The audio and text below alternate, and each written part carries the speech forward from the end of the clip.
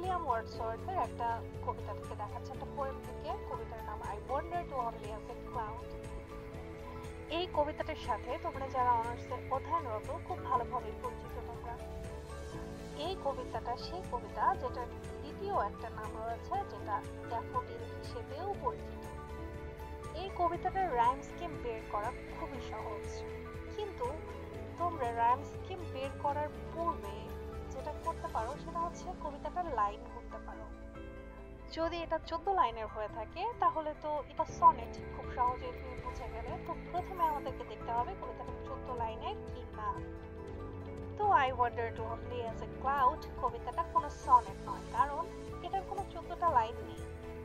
এবার দ্বিতীয় বিষয়টা হচ্ছে রাইম স্কিম। এই কবিতাটার রাইম স্কিম চেনা খুবই সহজ।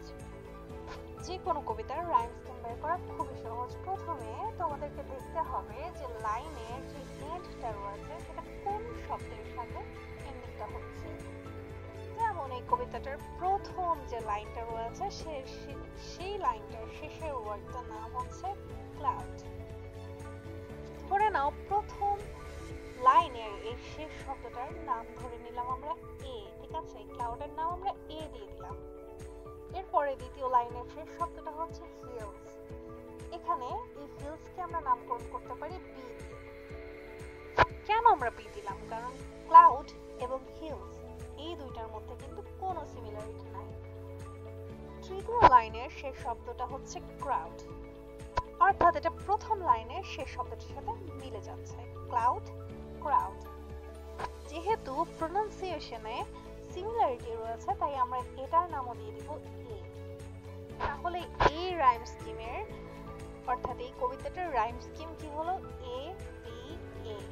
এরপরে চতুর্থ লাইনটা দেখো, শেষ শব্দটা হচ্ছে ড্যাফোডিল, যেইটা কিনা দ্বিতীয় লাইনের হিলস শব্দটার প্রোনাউন্সিয়েশনের সাথে সিমিলারিটি রয়েছে। তাই আমরা সহজেই বলতে পারি এটা দ্বিতীয় গোষ্ঠীর অন্তর্ভুক্ত, অর্থাৎ এই রাইম স্কিমটা হবে বি, এটার নামকরণ যাবে। এরপরে যে 5 নাম্বার লাইনটা রয়েছে সেটা শেষ শব্দ হচ্ছে ট্রি। তো এই ট্রিজ শব্দটা প্রথম, দ্বিতীয়, তৃতীয়, চতুর্থ কারোর সাথেই ম্যাচ করছে না। এটার প্রোনাউন্সিয়েশন কোনোটার সাথেই সিমিলার নয়, অর্থাৎ এটা এ এবং বি কোনো গোষ্ঠীরই অন্তর্ভুক্ত নয়। তাহলে এটাকে আমরা কি নামকরণ করতে পারি? সি। যেহেতু এ হলো না, বি হলো না, তাহলে আমাদের পরবর্তী সংখ্যাটা সি। এই ট্রিজটা কিন্তু আগের 4টা লাইনের সাথে ম্যাচ করে নাই, কিন্তু এই 5 নাম্বার লাইনের শেষে ট্রিজ শব্দটা কিন্তু পরবর্তী লাইন, ষষ্ঠ লাইনের শেষ ব্রিজের সাথে ম্যাচ করছে। যেহেতু ম্যাচ করছে তাহলে এই ষষ্ঠ লাইন অর্থাৎ ব্রিজ যেটা শেষে রয়েছে এটাও কিন্তু সি গোষ্ঠীর অন্তর্ভুক্ত।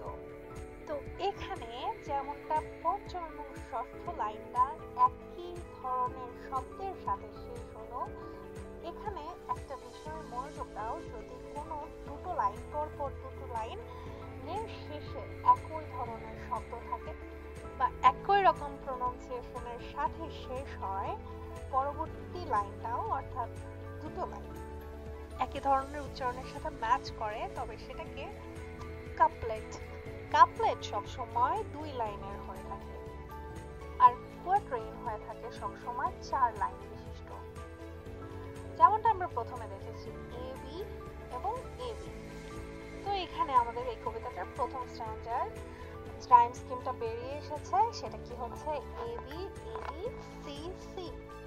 এর পরের স্ট্যান্ডারটাকেও তোমরা চাইলে বের করে নিতে পারো, সেম রাইম স্কিমটা বের হয়ে আসবে। কিন্তু এখানে জরুরি নয় যে প্রত্যেকটা পোয়েমের প্রথম স্ট্যান্ডা বা এক স্ট্যান্ডার সাথে আরেক স্ট্যান্ডা সেম হবে, অর্থাৎ রাইম স্কিমগুলো সেম হবে প্রত্যেকটা স্ট্যান্ডার, এটা জরুরি নয়। তো দেখো আমরা এত কম সময়ে কত কিছু শিখে ফেলেছি। আমরা শিখে ফেলেছি rhyme scheme, couplet, stanza, quatrain,